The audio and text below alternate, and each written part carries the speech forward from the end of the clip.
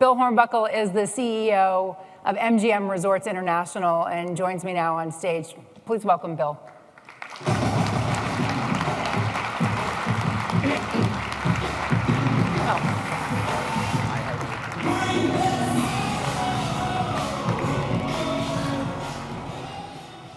It's like a political rally. You rock out to the rock music. Vote. Right, there's no signs. But next year, maybe you guys can bring banners and hold them up. Yay, Bill. Do you want to be a European company? I think we're a global company. I think we've proven our presence, obviously, in Macau. We now, as I think many of you in the audience know, we're in Japan in a meaningful way. And we're very excited by where that license and where ultimately that opportunity goes for us. We're in 15 other countries, many of them European, with our Leo Vegas product and soon to be BetMGM. We've launched BetMGM in UK and in the Netherlands. We've got a couple other markets in mind, and we're heading to Brazil with BetMGM come the regulatory environment come January. And so, I don't know about you, I mean, Europe's a great place. It's obviously a marketplace that has been long in digital, long in iGaming, almost over a decade. But there are other markets as well we're equally excited by. A lot of competition there. I'm just curious about, you mentioned BetMGM in UK and in Brazil. I had asked Adam Greenblatt, the CEO of BetMGM, saying no man can serve two masters. It's biblical. I'm a daughter of a Baptist preacher, so I use it sometimes. It was ingrained in me early. If you have two such different companies as Entain and MGM, the tech side of this, the digital operator, and this old powerhouse brand that knows hospitality, how do you please both sets of bosses?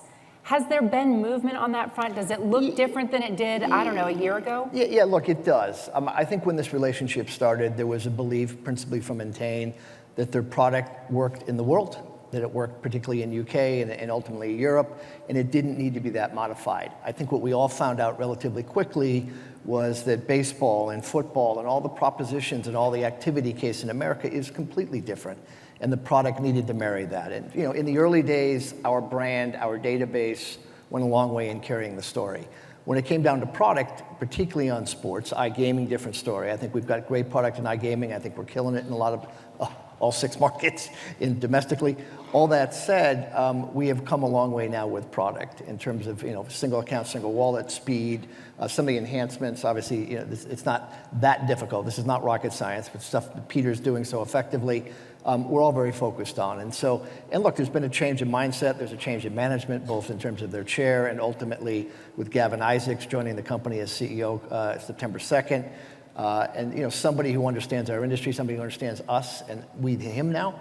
And so we look forward to, I think, a much better productive relationship in the context of its products and how it performs.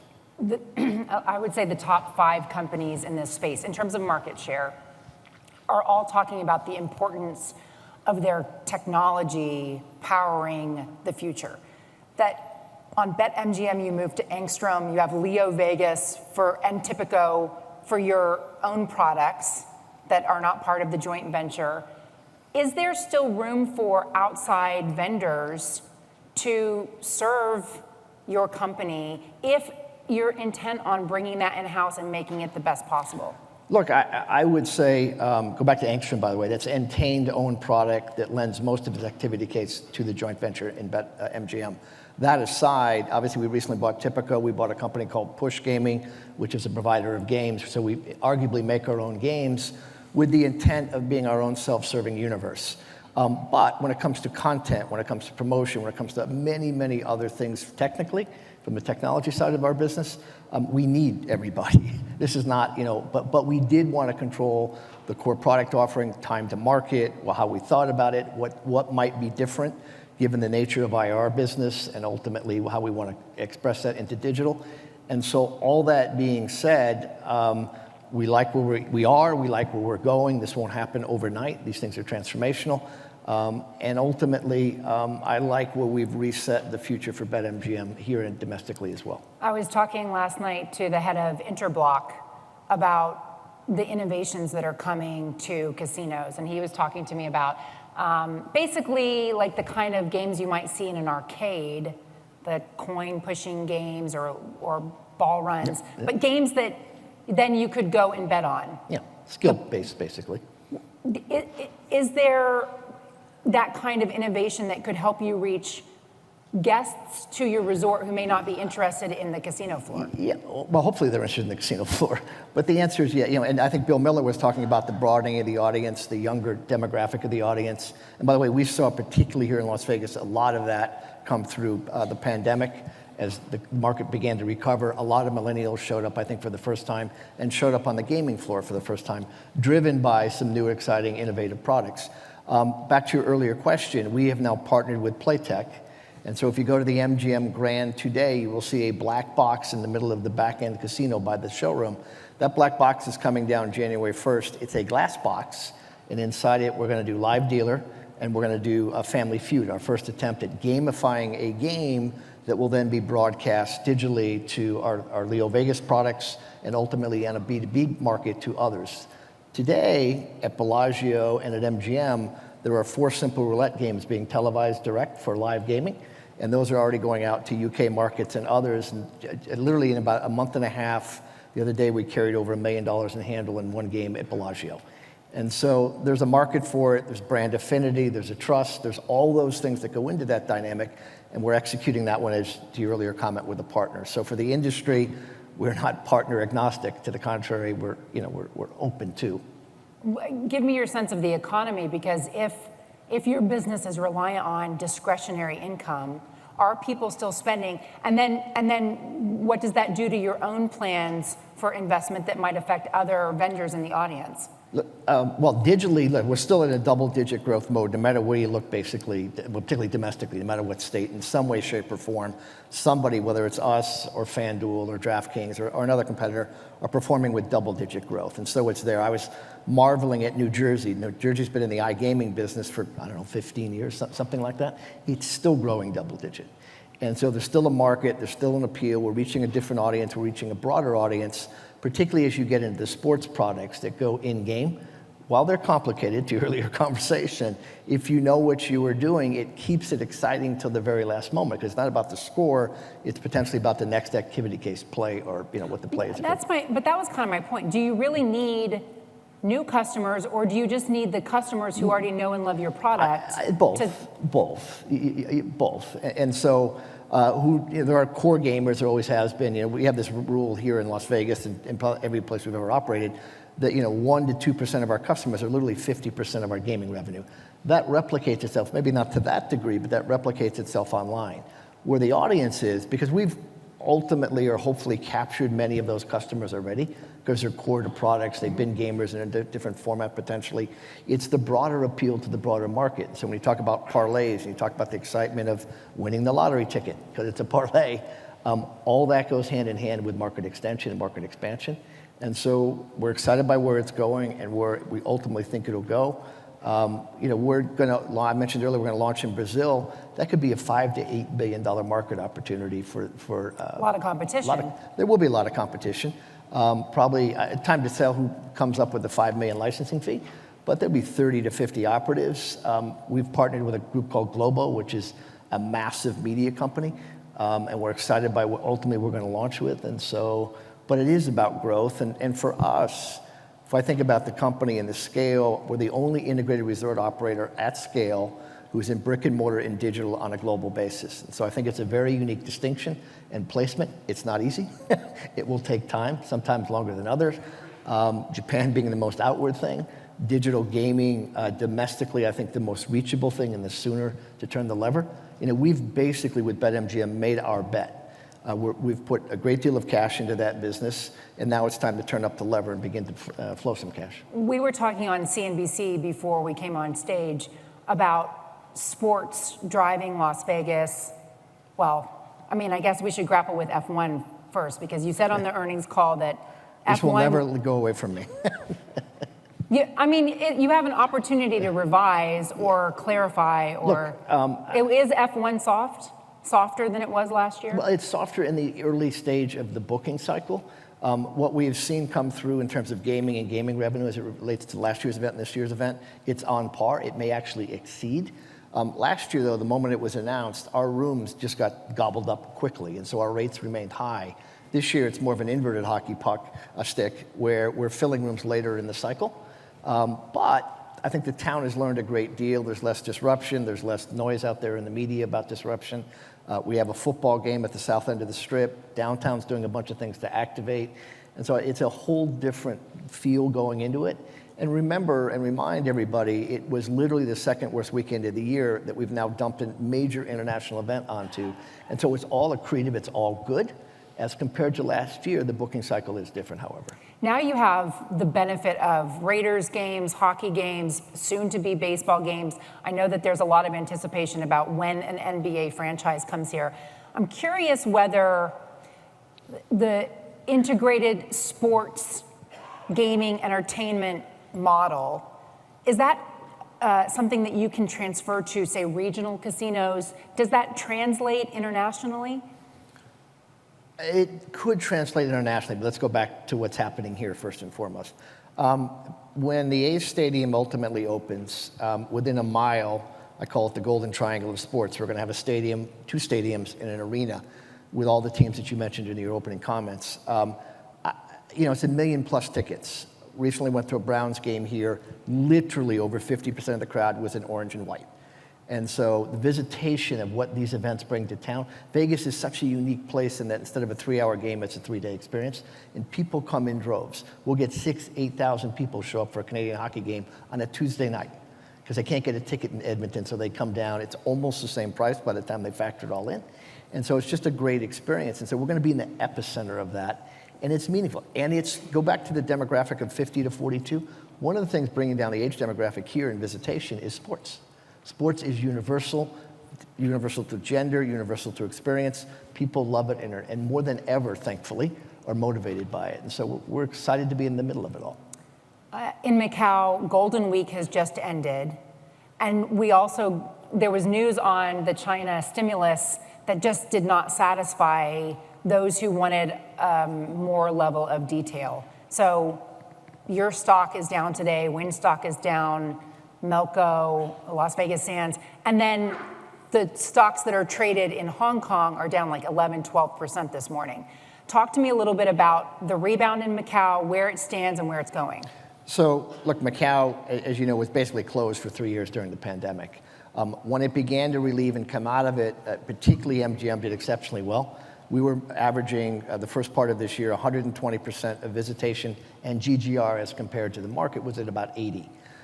So we came out strong. We continue to be strong. On a more macro basis, Golden Week is up 20%. It just ended over 2019, to put it in a point. When we left 2019, that market was at 35 billion GGR. It's probably 25, 26 this year. Time will tell how it ultimately ends up. So it's strong. It's remained strong.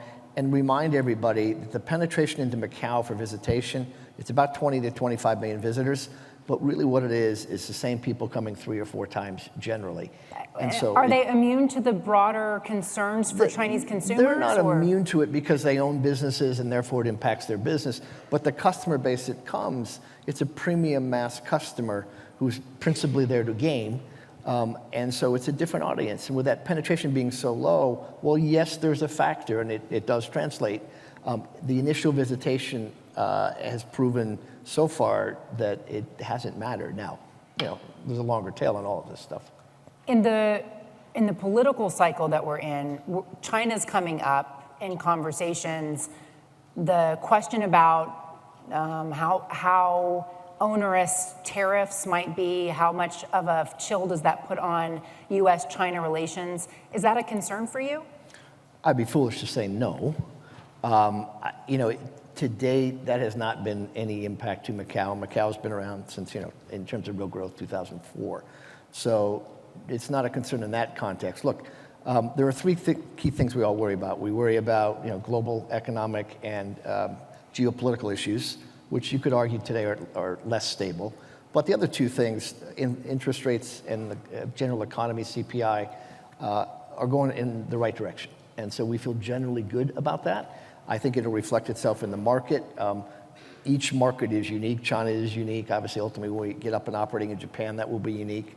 And even domestically here, while Las Vegas acts a little bit differently than some of our regionals, It's all tied to the same bigger picture, but we like the general trend. Why do you think it is that American consumers are showing an appetite for experience now so much greater than stuff?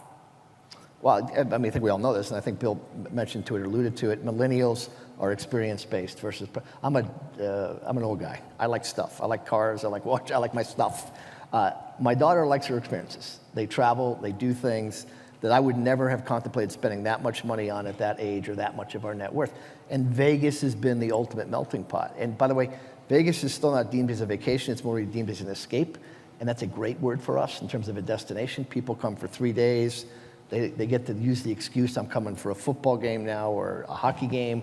And the more we make that event-driven activity case, it's the principal reason for visitation here, the better off we're going to be. And it is driven the age down because of that general principle.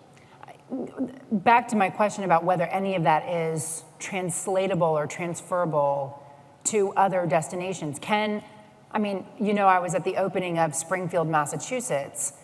Can you transfer any of what you've learned about giving people an experience to those regional casinos? Somewhat. Look, we do it in Atlantic City to a degree because of scale and scope of project.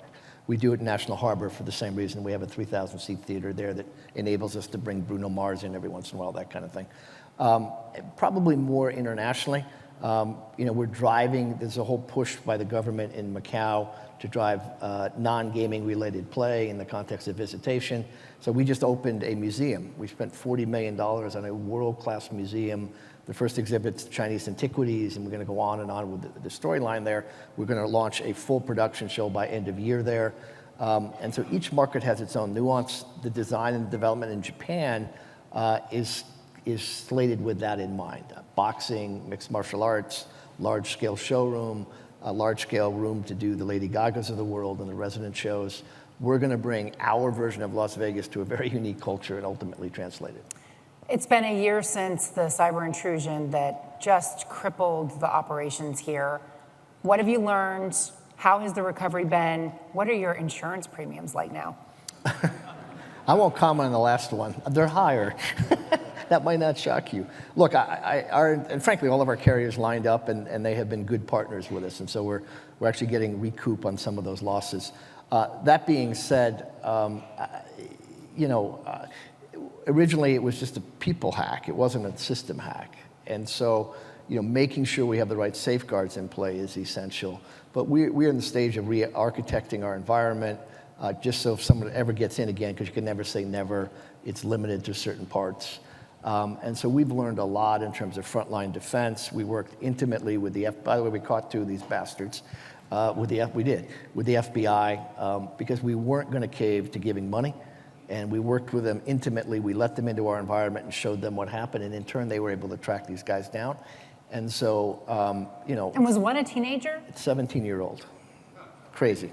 17 years old, literally working from his mother's basement. This is like a real story, in someplace outside London. So all that said, it was devastating in the context of its scale, but we're in a much, much better place. What keeps you up at night? What's the thing that you worry about in terms of the long-term success of your business?